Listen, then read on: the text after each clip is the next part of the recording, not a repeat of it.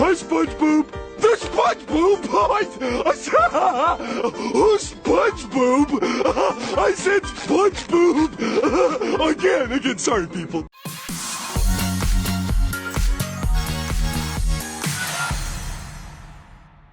Hey, what is up, you guys? My name is SubZeroExtabyte, and today, I am going to do great things again, like really great things. I promise you that what I am going to do is amazing. Did you saw Patrick? Well, I am going to find him, but I need to complete this amazing and even kind of difficult obby. Of course, for me it is not so very hard because I did a lot of obstacle courses, of course. You remember a few of them, right? Some of them were really hard, my friends. They really were, because I could not finish them within the amount of time I had for them. Anyway, I need to complete this one because I feel like I have to prove that I can do this to you. And of course, I am the SubZeroExtabyte can do anything. I once jumped out of a plane without a parachute. I got to shoot when I was falling down. That was one of my greatest experiences. This one feels a little bit the same because I am very high in the sky. I cannot fall, of course, because if I fall then I will die. But, for me, that is not such a big deal. Just as I said that, of course, I had to fall down. I never expected to fall down there because I could not see where I was going. That was not fair, but whatever. I can learn from my mistakes, and I simply have to remember where the pitfall was. Of course, I fall again. I fall twice. How is it possible? Oh, maybe I know how it is possible. I don't have my subvision at the moment. I need to focus and then it should be a piece of cake. Okay, I can do this. I am a very strong dude, so it shouldn't be a problem for trying to climb these pillars. I once was a climbing champion. Did you know that? I of course had to do a lot of boot camps because I was enlisting in the army. One thing a veteran will share with other veterans is funny events that occurred during boot camp, basic training, or other intensive training sections of their career. Being able to laugh at yourself and others is a key to success while enduring stressful training programs. The drill instructors give you plenty of opportunities to make mistakes and laugh at yourself. But I am not a veteran because I never really enlisted. I just wanted to, but I was rejected because of RA.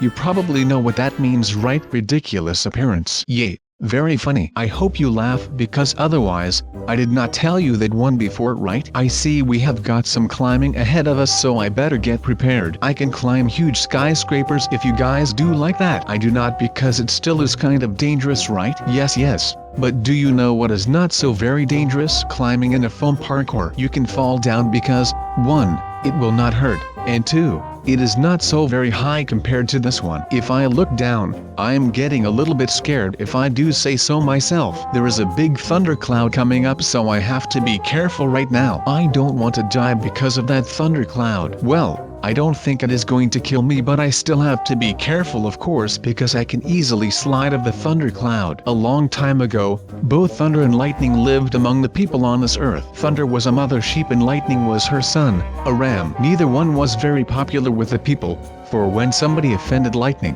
he would fly into a furious rage and begin burning whatever he came across. This often included huts and corn bins, and even large trees. Sometimes he damaged crops on the farms with his fire, and occasionally he killed people who got in his way. As soon as Thunder knew her son was behaving this way, she would raise her voice and shout at him as loudly as she could, and that was very loud indeed. Naturally, the neighbors were very upset. First at the damage caused by lightning, and then by the unbearable noise from his mother that always followed his outbursts. The villagers complained to the king on many occasions, until at last he sent the two of them to live at the very edge of the village, and said that they must not come and mix with the people anymore. However, this did no good, since lightning could still see people as they walked about the village streets, and so found it only too easy to continue picking quarrels with them. At last, the king sent for them again. "I have given you many chances to live a better life," he said, "but I can see that it is useless. From now on, you must go away from our village and live in the wild bush. We do not want to see your faces here again." Thunder and lightning had to obey the king, and agree to abide by his ruling. So they left the village, angry at its inhabitants. But still there was plenty of trouble in store for the villagers, since lightning was so angry at being banished that he now set fire to the whole bush, and since it was the dry season this was extremely unfortunate. The flames spread to the little farms of the people, and sometimes to their houses as well, so that they were in despair again. They often heard the mother's mighty voice calling her son to order, But, since it was always after the fact, it made very little difference in his actions. The king called all his counselors together and asked them to advise him, and after much debate, they hit on a plan. Why not banish thunder and lightning completely away from the earth, and send them to live in the sky? And so the king proclaimed this order. Thunder and lightning were sent away into the sky, where the people hoped they would not be able to do any more damage. Things did not work out quite as well as they had hoped, however, for lightning still loses his temper from time to time and cannot resist sending fire down to the earth when he is angry. Then you can hear his mother rebuking him in her loud rumbling voice. Everybody knows that story, right? Look how high I am now. I feel like a god, like a king of his Roblox people. Everybody has to obey me because I am the master of the obstacle courses. I do have to watch out for this giant mouth, or what is it exactly? I have no idea, but it sure looks creepy. Don't you guys think the same about that? Oh my god. Is it real? OMG. Are we in heaven now? Because I see some Cheerios. I love Cheerios, guys. They are my favorite, my all-time favorite food. I even love them more than I love my green t-shirt. And that means a lot to me, guys. And of course, I die. Plants? Seriously. That is unbelievable. When I get distracted, I die easily, of course. Well, I must not get distracted. Distraction is the path to the dark side. Distraction leads to anger. Anger leads to hate. Hate leads to suffering. Unfortunately, wrong. I am afraid Master Sub is. Fear does not necessarily lead to anger, and anger does not necessarily lead to hate, and hate does not necessarily lead to suffering, and suffering is not necessarily the path to the dark side. Unconscious distraction leads to anger. Unconscious anger leads to hate. Unconscious hate leads to suffering. Unconscious suffering leads to the predatory nature of the dark side. Conscious distraction, however, does not necessarily lead to anger. Compare that spiritual code of living to the original Roblox code. Emotion yet peace, ignorance yet knowledge, passion yet serenity, chaos yet harmony, death yet the force. We see in the original Roblox code an acknowledgement of things like emotion, ignorance, passion, chaos, and death, yet they are to be transcended in order to maintain a state of peace, serenity, harmony, and oneness with the force. So emotion, passion, chaos. Look at this girl, or should I say, madam? She looks okay, but nothing really serious for the sub, of course. SubZeroExtabyte has to remain one with the force. I am one with the force and the force is with me. I am one with the force and the force is with me. That is how I get through this parkour. Even when I die, I actually don't. All thanks to the force. Although I must say, we are getting higher and higher, so we are probably almost at the end. I can see some rainbows already. By the edge of woods, at the foot of a hill, is a lush, green meadow where time stands still, where the friends of man and woman do run when their time on earth is over and done. For here, between this world and the next, is a place where each beloved creature finds rest. On this golden land, they wait and they play, till the rainbow bridge, they cross over one day. And they will get infinite happiness, because that's what we need. We need all the happiness we can get, because if you are as happy as Patrick the Star is, then you will be happy for life. I guarantee you that. Trust me, I know, because I have known Patrick for a very long time when I was on holiday in Bikini Bottom. And you might ask yourself,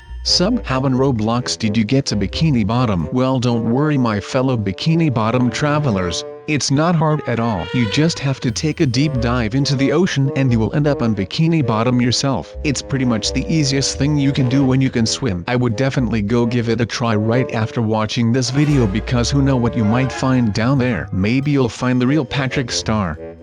If you do, however, find him, tell him I said hi. But unfortunately, the only one who is with me at the moment is this huge brother of Mario. I should comment, have you ever played Mario Brothers? Is it me? Mario? Funny game, right? Although I am kind of wondering what Mario has to do with Patrick right now. Maybe they both met each other in person? I cannot understand why that would be a thing, because they are both very different from each other. Patrick is, well, stupid, and Mario is rather smart. He tries to save the princess, although he cannot manage to do that within a few hundred levels and a dozen of games. But that is not the point. The point is that he tries. But Patrick can do heroic stuff either, right? Is it true, guys? Is it really true? Do I smell a portal? Oh my god. I see a portal which will lead me to, I don't know. But that does not matter, because I love a good portal game. I think this is Portal 2, because I remembered the first one pretty good. Oh, the second portal is even better, guys. I am so glad. OSX can't do anything about it, and it looks like I am going skateboarding, which is even cooler. Skateboarding inside a portal. My day could not get any better right now. Do you know who invented the Sabu flip? Yay, that amazing flip which is so famous that everybody knows it. I did, guys. Okay. Here's the story. I've only been to Love Park once. I went there with my friend Chad Scoville and we stayed at Anthony Papalardo's house for a weekend. The first day at Love I was so stoked. Everything was just as you would imagine it.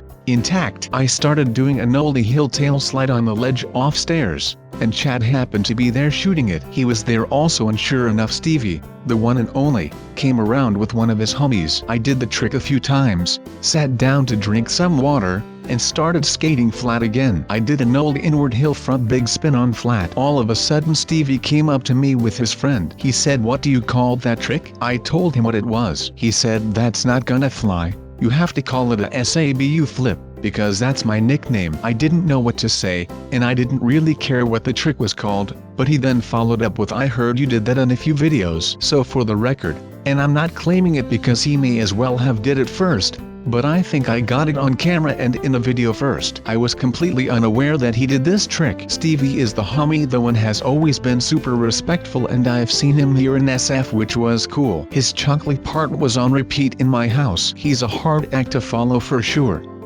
Such an innovative skater. I am sorry guys for being such a fan of skating, but you saw my excellent skills, right? I was so killing it that if there was someone to see it, he would be blown away by my awesomeness. Look at me jumping around here over Lego blocks. I am going to build a Lego house, guys. No, Ed Sheeran is going to do that. The club isn't the best place, right? So the obstacle course is where I go, guys. I am jumping over heads of sculptures and I am doing mighty fine, guys. Wait. Is this wood floating here? I mean, normally, a woodcutter works in a forest, not in the air. You know, I once knew a woodcutter. One day the woodcutter's axe accidentally fell into a river. The poor woodcutter made a good search in the water, but his efforts were in vain. Finally he burst into tears. Hearing his sobs, an angel appeared before him. The angel dived into the river and came up carrying a golden axe. The woodcutter did not accept it. He stated that his axe was made of iron. The angel disappeared and soon returned with a silver axe. The woodcutter again denied that it was his axe. The angel once again plunged into the river. It soon reappeared carrying the axe of the woodcutter. The poor man greeted the angel with words of profuse thanks and great joy. The angel was impressed by the man's honesty. She presented him with the golden and silver axes in recognition